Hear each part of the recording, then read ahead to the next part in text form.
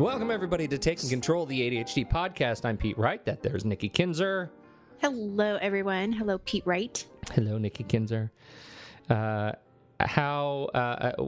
you feeling about summer? I'm feeling, well, it's a busier summer than I expected. Wow, right? I was just talking to my wife about this morning. Like, it feels like every hour is booked. Right. For us. Like, every hour. Well, and it was crazy because when I was scheduling for the summer, my son plays football, and I guess I should be excited about this, but they started a week earlier than normal. And so usually they start like more towards the end of August, but this year they decided to start in the middle of August, and he has to be here for that, right? And so I had to schedule any trips or anything that we were going to do basically all in June and July. And so here we are, and we're at the end of July, and I am tired. I need a vacation from my vacations and from these like weekends away because and I'm still working in between, and of course, it's been a busy summer. That's absolutely it. I don't know how it happened, but we have made that transition to, I don't know if it's that the kids are of a certain age that they are busier and that is impacting like the whole family schedules, but it seems like weekday, weekend, morning, noon, night, we've got something going on. Yep. That's why I'm so excited about this topic. You are going to talk about how to handle the overwhelmed summer schedule, particularly when you're struggling with ADHD. And that is something that I am personally very interested in. And I am too. I was rereading my notes. I mean, I'll be honest, like, because I wrote these show notes, it was probably a month ago before I was really in the summer yet. And I was rereading it. And I'm like, okay, so what am I saying I need to do? Because I need to start doing it right away. No kidding. I think that, if we're feeling it, I'm sure other people are feeling it as well. I think that there are a few warning signs to kind of be aware of if you are taking on too much. And this first warning sign is definitely me. I am definitely more on the anxiety driven side. And so when you start feeling more anxious about your schedule rather than excited about it, that's probably a warning sign. And I honestly had to take a step back because we were celebrating my daughter's birthday. And, I was trying to plan a nice birthday party for her because she's just turning 9. And so for her, of course, birthdays are still so important and such a big deal and such an exciting time. And so I wanted it to be special, but we had planned a vacation right in the middle of planning it. So I had to do so much before we left on vacation. And then I had to like kind of scramble at the end to get it ready because we, came home basically 2 days before the party. Right. And so I'm sitting there and I had to think to myself, okay, take a step back and don't get too caught up in the chaos or the stress of it and just enjoy the moment. It's her day. It doesn't have to be perfect. It's going to be great, and I had to do that because I was feeling more anxious than excited. And I'm like, I don't want to do that. This is not the time and place for that. So definitely be aware of that, right? Totally. Really important. Also, I think if you have a tendency to say yes to everything, if you're being asked to do things and your automatic response is to say yes, that's something to be aware of because then you're just adding more stuff on your plate, which we'll talk about here in just a minute.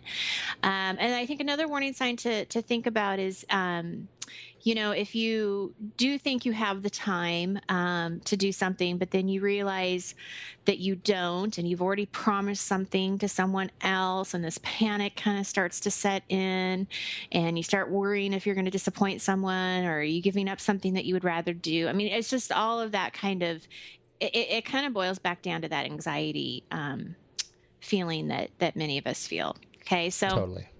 Time is a funny thing with ADHD, right? Because for most things always take longer than what we necessarily expect them to take. And so this is where someone with ADHD can definitely get in trouble because they think they have more time. They think they can squeeze one more thing to do. I can do that. Sure, I'll do that. I can do that. And then all of a sudden that panic again comes in and says, okay, no, you can't. I don't know anything about that. Yeah. you really only have 24 hours in the day, and half of that time, or 8 hours of that time, you should be sleeping. Not half. My 24 hours are all 72 minutes long.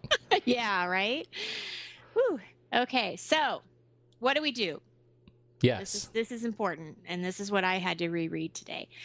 And this goes back to saying yes to everything. Just stop saying yes to everything, right? So simple. Start saying no.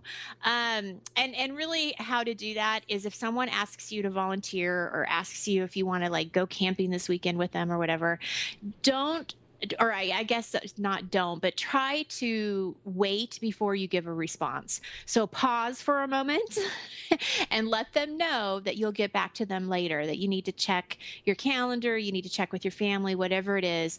But tell them you'll get back to them later. And what it does is it just frees you up that space so that you can actually take the time to go back and evaluate, is this something that's really important to me? Is it something that I really want to do? And is it something that I have time to do?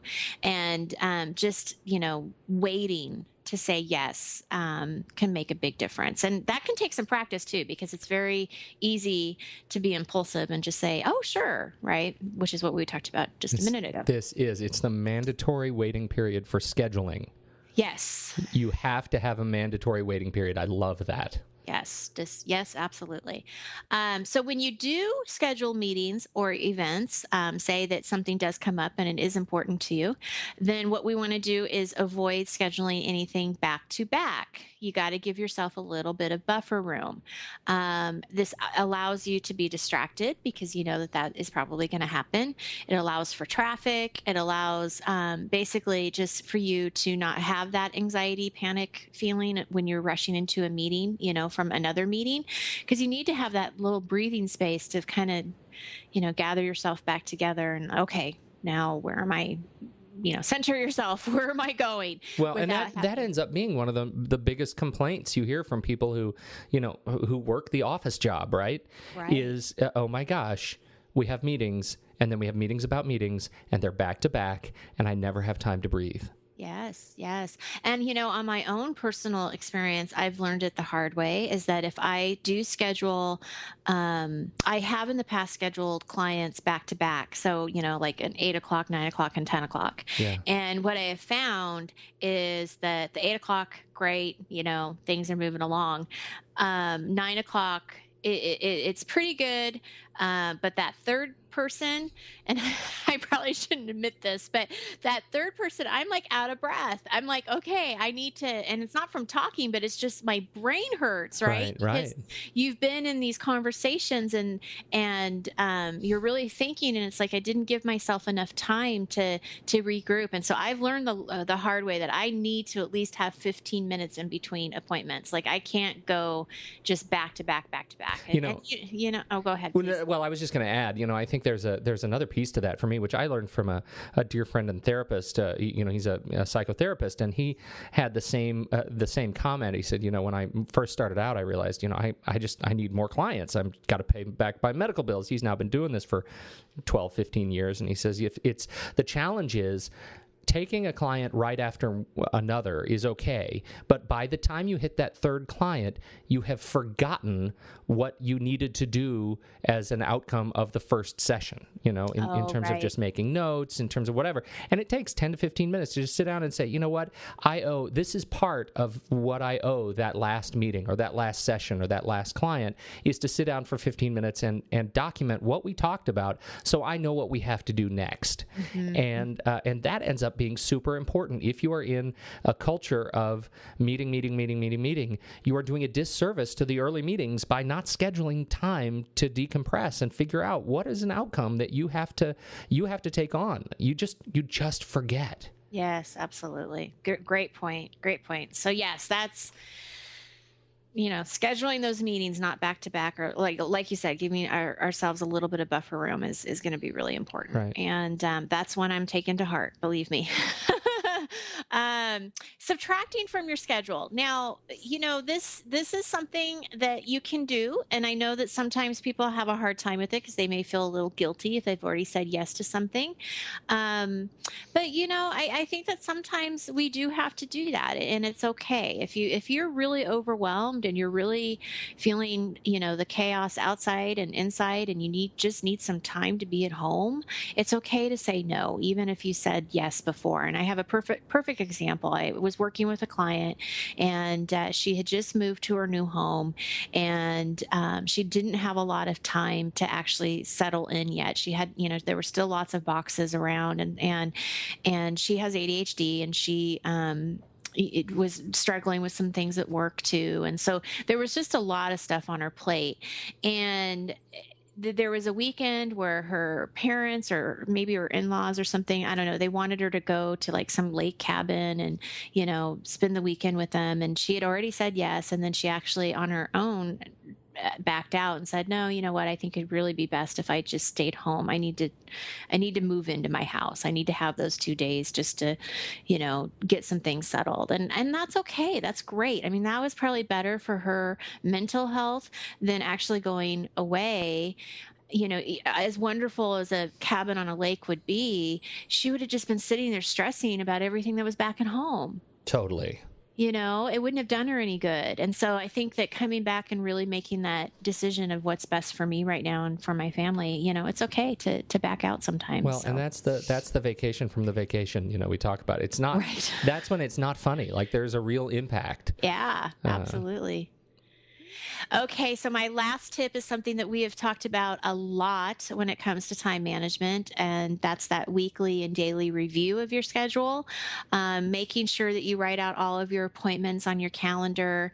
I've always recommended that you only use one calendar, and basically why we're doing this is that we just want to have kind of a heads up or a preview of the week. And I think that when you do that, then you sort of plant that seed that it's going to be a really busy week, and this is what I need to prepare for. Rather than being in the middle of the week and feeling like, life is falling apart because it's so busy and you weren't really expecting it, right? So as much as you can expect what's coming ahead, I think is great. And then again in the morning, look at it like on a Sunday or Monday, and then every day in the morning, what's on my agenda today? What do I need to do today that I don't want to forget? So you do your reviews on Sunday evening and in the mornings.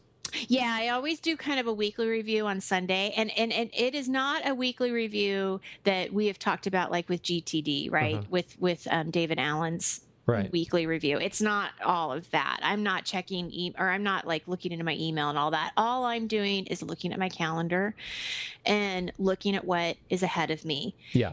And getting a visual sense, because I use iCalendar and everything's color coded. So I know if it's work related, if it's home, or if it's personal. And so I can see green, red, and blue, and I can see exactly just what is ahead.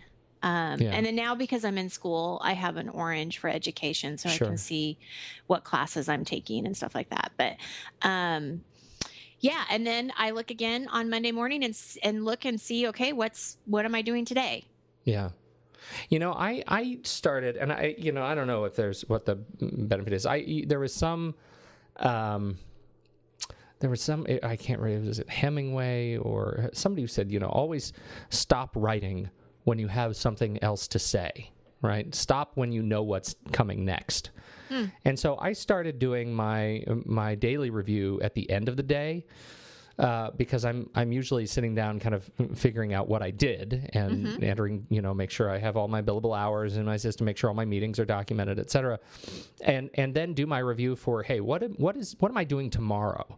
And the reason I started doing that, I started doing that for two reasons. First, because I never want to be surprised first thing in the morning. Right. And I run into this challenge where I wake up, my alarm goes off, I come down, and the first thing, slam, you have an 8:00 meeting, and I had forgotten it. And so I started that way, just looking at what is the scope of stuff that I have committed to for tomorrow. But the other reason is, I feel like I process pretty well while I'm sleeping. Oh, okay. You know what I'm saying? Like Yeah, if there's a right. creative project I have to jump into tomorrow, then I sort of plant the seed the night before. And then when I'm sleeping, usually I'll wake up with kind of a fresh new idea of something that I'm going to need to work on. And that has worked well for me. And I know that, there's certainly no right or wrong, but I just want to plant that out there that doing that review, I think there's something to the subconscious prep work that you do without thinking you're doing it. Well, and you bring a good point because, like, especially in our business, I am assuming you too, Pete, that you're not always consistent with when you start in the morning. Exactly. Yeah, and so and I work with a lot of people on the East Coast, and there's a 3-hour time difference, and so there are people where I'm starting at 7:00 in the morning because to them it's only 10, or it's 10, and it's 7 for me. Right. And I'm an early person anyway, so that doesn't bother me at all. But you make a really good point that that's not all the time, because the very next day, my first appointment may not be until 10:00 in the morning.